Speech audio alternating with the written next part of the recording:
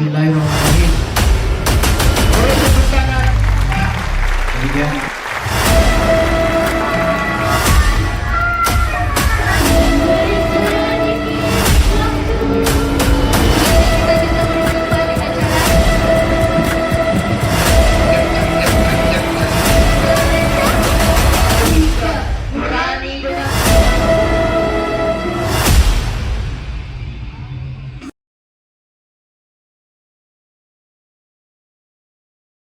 Assalamualaikum warahmatullahi wabarakatuh. Waalaikumsalam warahmatullahi wabarakatuh. Alhamdulillahirabbil alamin. Assalatu wassalamu ala asrafil anbiya'i wal mursalin nabiyyina Muhammadin wa ala alihi wa sahbihi ajma'in. Pertama-tama yang paling utama kita panjatkan puja-puji beserta syukur kehadiran Allah Subhanahu wa taala yang mana telah melimpahkan segala nikmat bagi kita, yang mana telah melimpahkan segala karunia kepada kita, termasuk nikmat sehat wal afiat, sehingga kita bisa berjumpa di acara dan tempat yang insyaallah Allah muliakan ini. Tak lupa juga salawat dan salam semoga selalu tercurah limpahkan kepada junjungan kita semuanya, yakni Habibana wa Nabiyana wa Maulana Muhammad sallallahu alaihi wasallam. Kepada yang terhormat Bapak Ibu Dewan Juri, kepada yang saya hormati Bapak Ibu guru yang hadir di acara ini, dan juga yang saya cintai dan saya banggakan hadirin wal hadirat yang telah ikut meramaikan acara ini, dan juga saya ucapkan terima kasih banyak kepada para panitia penyelenggara yang sudah bersedia menyelenggarakan acara ini. Berdirinya saya di sini ingin menyampaikan suatu materi mengenai 3 perkara yang harus ditanamkan kepada seorang anak. Yang pertama, hubun nabiyukum, cinta kepada nabi kalian. Nabi kalian siapa? Nabi Muhammad. Nabi kalian, nabi kita semua, nabi saya, Nabi Muhammad sallallahu alaihi wasallam. Kenapa kita harus mencintai Nabi Muhammad? Yang pertama, karena Allah mencintai Nabi Muhammad. Allah sangat mencintai, bahkan menspesialkan Nabi Muhammad di antara nabi-nabi yang lain. Jika kita mencintai seseorang, maka apapun yang dicintai oleh kita terhadap orang tersebut bakalan kita cintai juga, termasuk Allah. Jika kita mencintai Allah, maka apapun yang dicintai Allah dan disukai Allah bakalan kita cintai juga. Yang kedua, karena Nabi Muhammad juga sangat mencintai kita. Bahkan sebelum kita lahir ke dunia ini, Nabi Muhammad sudah lebih dulu mencintai kita, mendoakan kita, menangis untuk kita, dan bukan hanya di dunia saja, tetapi di akhirat nanti syafaat Nabilah yang menentukan kita masuk surga ataupun tidak. Yang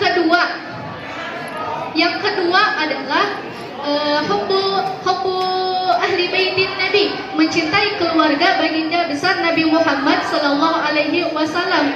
Kenapa kita harus mencintai keluarga Nabi? Karena di dalam diri mereka semua ada darah yang mengalir, yaitu darah suci dari baginda Nabi Muhammad sallallahu alaihi wasallam. Seperti para aulia, para anbiya, para habaib, mereka semua adalah keluarga baginda Nabi besar Muhammad sallallahu alaihi wasallam. Kenapa kita juga harus mencintai keluarga Nabi? Karena dengan keluarga Nabi kita bisa lebih mengetahui Nabi Muhammad, lebih mengenal Nabi Muhammad. Dan yang ketiga ada untuk mencintai keluarga Nabi Muhammad itu sangat banyak sekali manfaatnya. Seperti di dalam syair, inna fil jannati nahrun min laban li aliyin wa husainin wa hasan. Di dalam surga terdapat sungai yang mengalir susu, yang mana manis yang melebihi madu. Diperuntukkan untuk siapa? Diperuntukkan untuk Sayyidina Ali, Hasan wal Husain. Siapa mereka? Mereka adalah keluarga daripada baginda besar Nabi Muhammad sallallahu alaihi wasallam. Hubbu ahli baiti fardun indana wa bihadzal hubbi lana syalmihan wa bihadzal hubbi lana syalmihan. Cinta kepada keluarga Nabi besar Muhammad adalah suatu kewajiban bagi kami, dan dengan cinta ini kami tidak khawatir akan kesusahan. Hubbu'ah kullu man kana yuhibbu lahum yadkhulul jannata min ghairi hazan, yadkhulul jannata min ghairi hazan. Barang siapa yang mencintai keluarga Nabi Muhammad Sallallahu Alaihi Wasallam, maka mereka akan masuk ke dalam surganya Allah tanpa merasa kesedihan. Jadi jika kita mencintai Allah, maka kita juga akan mencintai Nabi Muhammad. Dan jika kita mencintai Nabi Muhammad, maka kita akan mencintai juga keluarga daripada baginda besar Nabi Muhammad Sallallahu Alaihi Wasallam. Dan poin yang terakhir adalah hubbut tilawatil Quran, mencintai dalam membaca Al-Quran. Kenapa juga kita harus mencintai dalam membaca Al-Quran? Karena Al-Quran adalah kalam Allah, kitab kita, kalam yang berisi banyak sekali manfaatnya dan juga sebuah petunjuk bagi kita. Maka kita juga harus mencintai dan membaca Al-Quran. Karena jika di dunia kita mempunyai sahabat kita tidak akan ikut ke dalam kubur kita dan juga tidak akan memberikan syafaat apapun. Tetapi jika kita bersahabat dengan Al-Quran, mencintai Al-Quran, bukan hanya di dunia saja Al-Quran menyelamatkan kita, tetapi di alam kubur nanti Al-Quran akan memberikan syafaatnya berupa cahaya yang sangat terang benderang.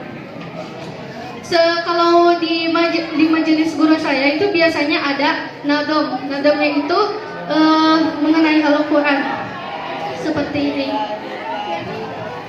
Kalamun qadimun la yumallu simauhu tanazaha an qawli wa firli wa niyati bihi astafi min kulli da'i wa nuruhu dalilun bi qalbi tajali wa hayrati Quran qalam nuqadim tubasin nadamuna dibersihan tina sora harap kae piyahna Quran dida melandung tina sagala panyawat dalilna nerangan hati nalika bodoh jeung juwat.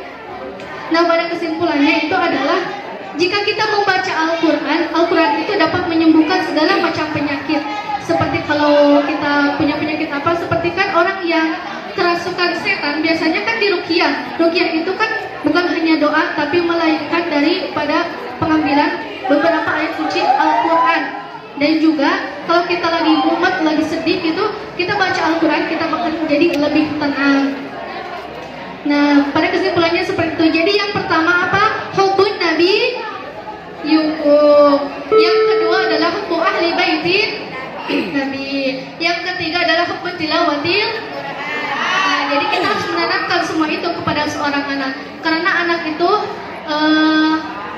akan mengikuti bukan hanya dari didikan orang tuanya, tetapi lingkungannya. Kalau didikannya bagus, keluarganya bagus, lingkungannya bagus, maka insya Allah juga anaknya itu akan bertumbuh dengan bagus juga. Seperti halnya kalau anak itu berdiri di lingkungan seorang pemabuk, mana mungkin menjadi seorang penghafal Al-Quran itu sangat minim sekali. Tetapi jika anak tersebut hidup di lingkungan ahli Al-Quran, ahli ibadah, maka anak itu akan menjadi seorang ahli ibadah dan juga ahli Al-Quran, tidak mungkin menjadi seorang pemabuk.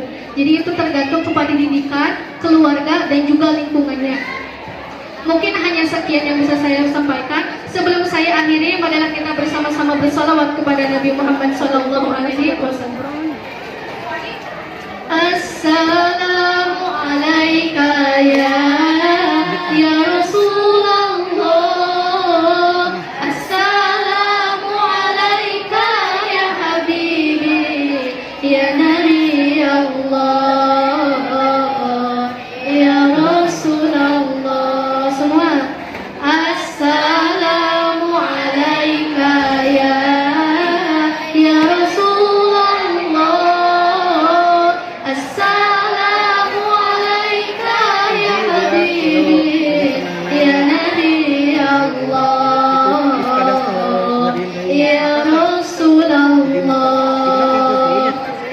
Ya sekian yang bisa saya sampaikan. Semoga ilmu yang saya sampaikan tadi bermanfaat bagi kita semua. Wabil khusus bagi diri saya sendiri. Semoga kita bisa berjumpa dengan Allah dan Nabi Muhammad. Semoga kita juga bisa dilindungi oleh Allah Subhanahu Wa Taala. Amin. Insyaallah. Wabillahi taufiq wal hidayah. Wassalamualaikum warahmatullahi wabarakatuh.